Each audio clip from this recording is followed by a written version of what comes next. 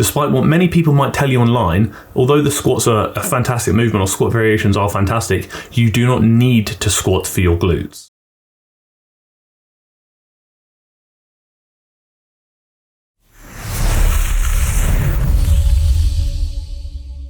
Basically, we're back in business today, as if we're not normally in business anyway. I'm actually going to be looking at Krissy Cela. Forget everything I've said, this is the ultimate glute guide. Bit of a workout based video today, less problematic, less mental health, more about let's talk about how we can better your training, and if you fancy growing your glutes and learning how to better develop your glutes, we're going to talk about it based on what Krissy is showing us. I'm going to give my opinions. With the usual nature of things, I'm not going to listen to anything Krissy said. I'm going to give my raw and honest opinion based on the movements alone. So initially, Krissy was actually demonstrating the original deadlift, but we're actually moving on to an RDL. The deadlift of her choice, as you can see, is going to be the RDL, meaning Romanian deadlift. The big thing that's different between the stiff leg deadlift and the Romanian deadlift is essentially the knee angle. So if you straighten the knees, a bit more hamstrings. You bend the knees, a bit more glutes. And because you're bending the knees, you're actually reducing the hamstring involvement there, thus allowing you to shift a bit more involvement over to the glutes. And also you can push the hips back a bit further too, thus lengthening the glutes further as well. If you are looking at choosing a deadlift variation for the glutes, I would definitely align with Krissy here and say the RDL is my preferred one.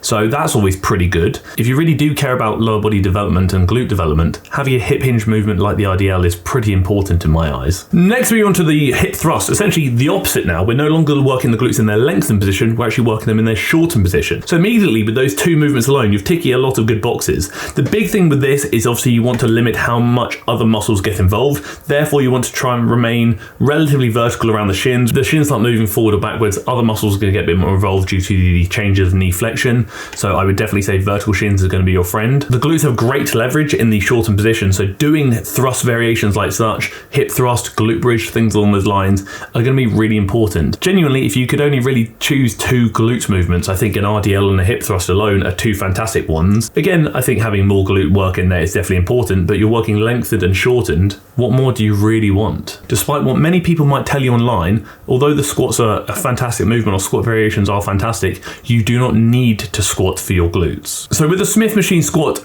when looking to favour the glutes, she's actually doing the right thing here. You'll see how the Smith machine is slightly angled. It can either go forward, so towards you, or you could turn around and shoot it behind you. If you want to work the quads a bit more, I'd turn around and face the other way, so the angle is essentially squatting behind you. But if you want to work more with the glutes, I'd favour what Krissy is doing here actually, squat in the direction of the machine, because some Smith machines are slightly angled, some are vertical, that's obviously a different story. This is also going to somewhat limit knee travel, thus limiting a bit of knee flexion, which means the quads are going to be less involved and the glutes might be more involved, especially if you adopt a slightly different stance. And also when working the glutes, you do not need to squat with the bum to the floor. You could arguably get away with squatting to about parallel or around that mark. We're now moving on to a reverse elevated lunge. This is essentially what someone might call a front foot elevated split squat or something along those lines. Again, it's essentially a lunge pattern where the front foot is slightly more elevated, which may allow you to go a little bit deeper. Again, fantastic, good movement, big fan of it. Some people might prefer it to a split squat, some people might compare it to a split squat,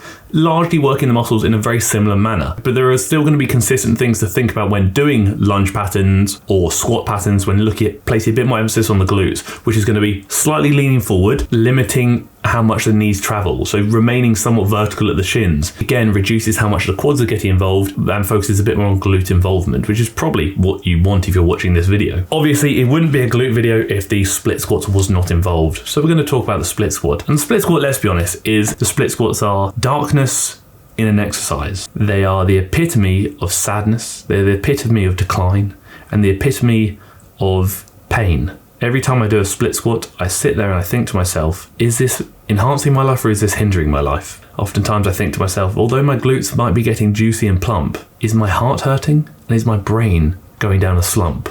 But regardless, it's a good movement, I can't complain. It's good for the quads, depending on how you do it. It's great for the glutes.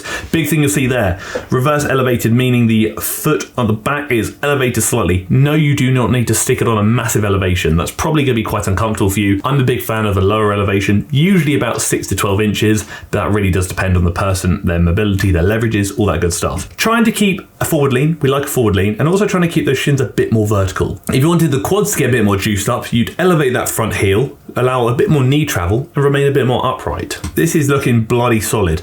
neutral spine. Using straps as well. Don't be afraid to use straps. If the grip is involved, you do not want your grip holding back the muscles you're actually looking to work. And what I mean by that is you don't want your glutes to suffer just because your grip can't hold on to the weights. So I mean, so far we're actually banging movements, honestly. If you look in the description, you'll find a few links. One link will take you to the application form where you can apply to either work with myself, Ryder or Beth on a one-to-one basis where we will help coach you towards your goals, whatever they may be. You've also got the link to the TFNL site where you can have a look at the TFNL workout guides, which include much information about working out and also workout programs that you can follow, and they're currently on sale. And you've also got the link to the TFNL group coaching where for less than your Netflix subscription, you can follow a plan that I have created with other members of the community, whether that's working out at home, working out at the gym, or wanting to work out just like I do. They're all down below. So if you fancy it, have a gander at some of those and let me know your thoughts if any of them tickle your pickle. Dumbbell hip, you lost me here. When you're holding the weight so high up, I could hold probably 100 kilos there and I'd still be able to do the movement.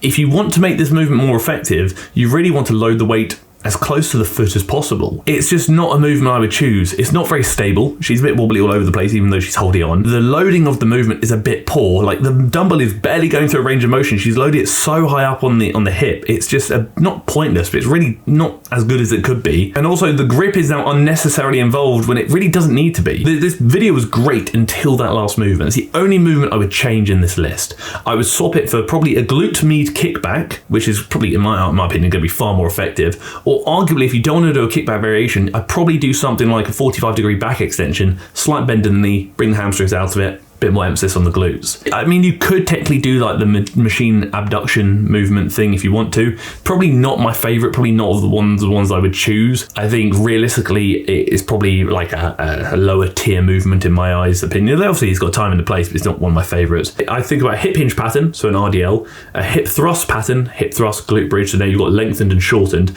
I think about maybe a squat pattern, so like a squat, or maybe even could arguably do a higher stance leg press. I then think about a unilateral movement, a lunge, a split squat, something along those lines. And then I'd probably think about something like a glute med kickback or something similar. That's laughing. Split those 5 movements across 2 sessions in the week, sufficient volume, let's say 2 sets of each, anywhere from 5 to 10, maybe 5 to 15 reps. Train to failure, if not bloody close. Lift more every week. You will be laughing. Take the advice of someone with a small bum. I want to clarify, my bum is not small because I don't know how to train my glutes. My bum is small because I choose not to train my glutes, but then continue to complain about how small my bum is. Look, do as I say, not as I do. That's why I'm on YouTube and not doing the movements myself. That's why I talk about other people's workouts. Because if you saw my actual workouts, you'd be like, Harry, did you train glutes today? Shouldn't you be training glutes today? And I'll say, yes, but I'm not going to, because we're going to say I'm training for my mental health. That's what I'm doing, and glute training's bad for my brain.